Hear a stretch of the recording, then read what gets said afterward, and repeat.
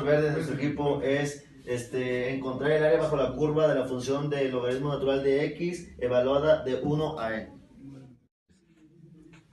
Existen diferentes formas para resolver nuestro problema. En este caso nosotros utilizaremos dos. La primera es las sumas de Riemann, que se refieren a encontrar el área bajo una curva utilizando como base ya sea rectángulos. En este caso nosotros para calcular la base de cada rectángulo se utiliza la fórmula de b menos a entre n, donde b y a son los intervalos y n es el número de rectángulos que vamos a utilizar. La fórmula es la suma desde i igual a 1 hasta n de f de x y por delta x, donde delta x pues ya la habíamos calculado anteriormente. Aplicando la suma de Riemann en el problema inicial, decidimos dividir la área determinada en 10 rectángulos. Lo que debemos de calcular es la base de cada uno, es de x1 hasta x10.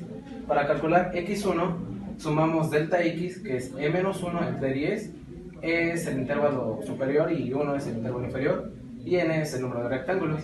Para calcular x2, sumamos x1 más delta x, y así sucesivamente hasta x10. Después, estos valores debemos de sustituirlos en la función del logaritmo de x para obtener los siguientes valores: 0.15, 0.29, etc. Según la fórmula, debemos de sumar estas funciones y multiplicarlas por delta x. La suma de estos valores da 6.26 y se multiplica por e-1 entre 10, lo que nos da 1.7 unidades cuadráticas. Como podemos ver, es una sobreestimación muy cercana al valor real. El segundo método para la resolución de nuestro problema es el teorema fundamental del cálculo, el cual consiste en que si una función es continua en un intervalo cerrado de a a b, entonces tenemos que la integral definida entre a b de f de x es igual a f mayúscula de b menos f mayúscula de a, donde f mayúscula es una antiderivada o integral de f.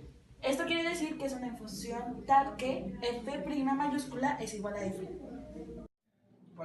Para la resolución del problema utilizamos el método de integración por partes basado en el acróstico y LaTeX para ver cuál es más fácil derivar y cuál es más fácil de integrar, y realizando el procedimiento obtuvimos que el resultado es 1. Vamos a representar la gráfica que tiene una unidad a nuestro recipiente, que igual tiene una unidad cuadrada.